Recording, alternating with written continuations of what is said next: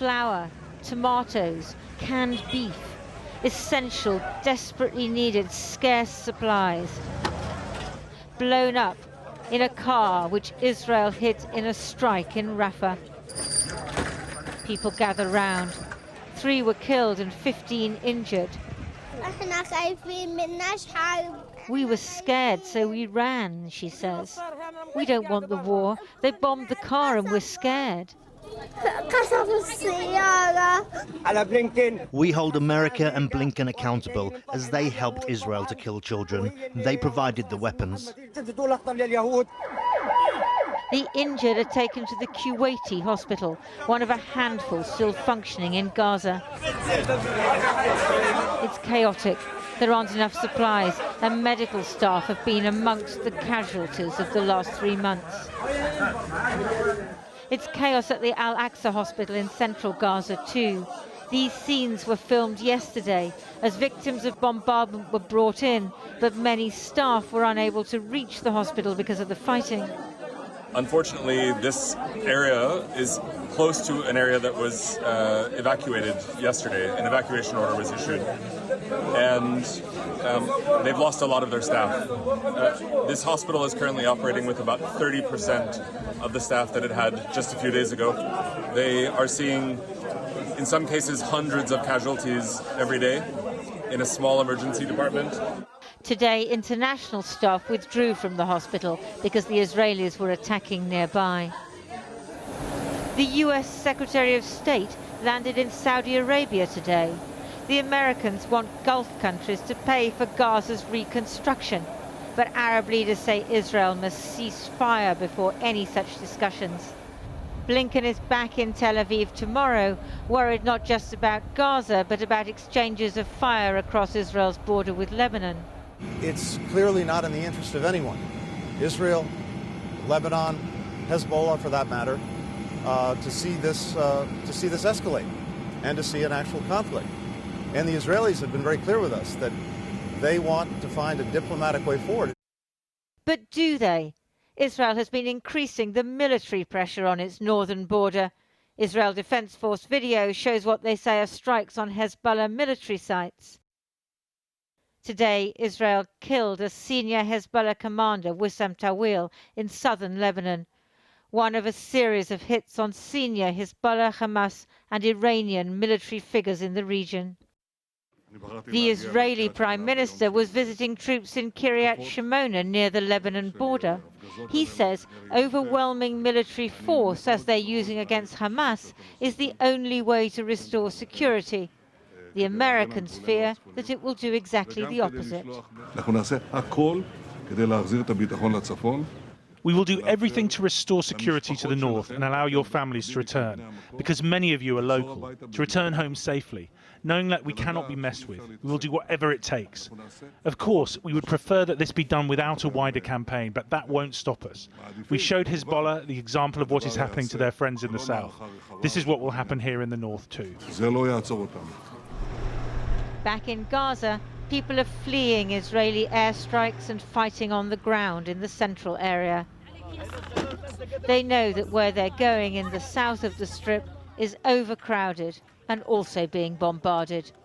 They travel in desperation, not in hope. The border with Egypt is closed. Some would cross if they could in the hope of safety and food. But others say this would be ethnic cleansing, allowing Israel to forcibly transfer Palestinians from their land. So this is the end of the line, where all they can do is pray that one day this will be over. Lindsay Hilson reporting there. Well, earlier I spoke to Tamara Al-Rifai from the UN's Refugee Agency for Palestine. I began by asking her about what staff in Gaza are telling her about the situation there. I just spoke to my colleagues about an hour ago. The situation continues to be very dire. If anything, it keeps getting worse.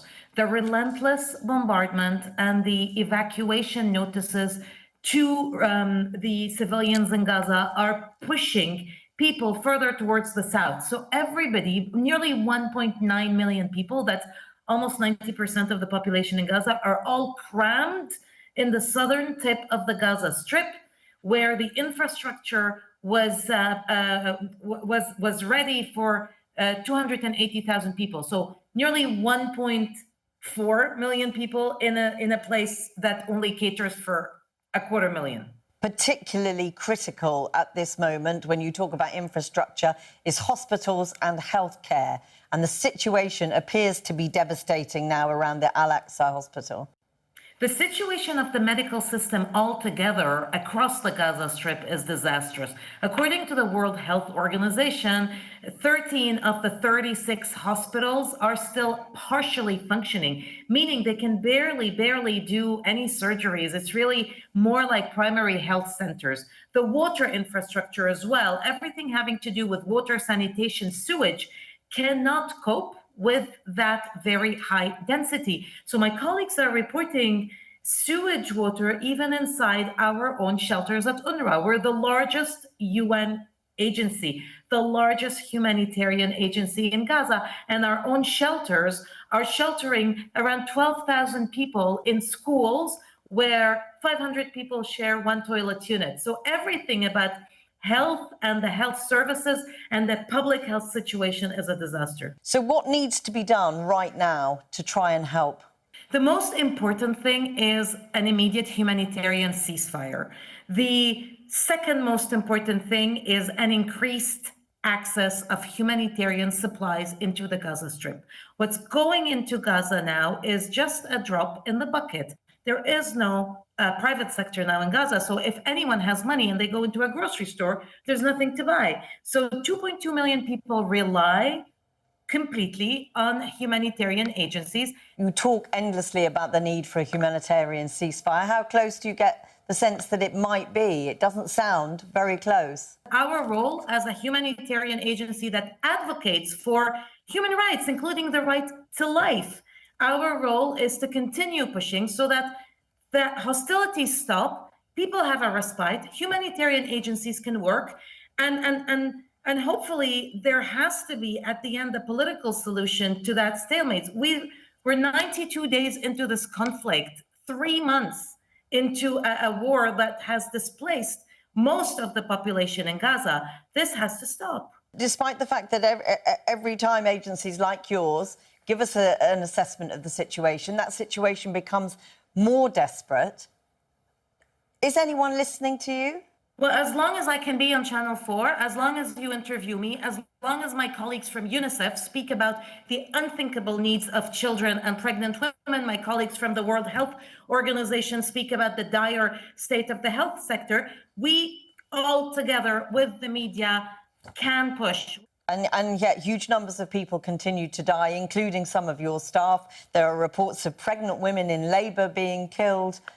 When does this end?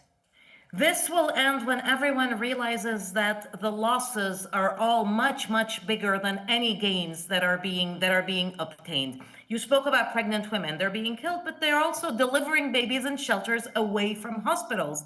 So that is in itself sometimes a miracle that babies are born, but every time we tell ourselves that these are unsafe deliveries and that in the 21st century, why are women still delivering in shelters under the bombing, away from hospitals? Tamara Al-Rafai, thank you for talking to us today. Thank you so much.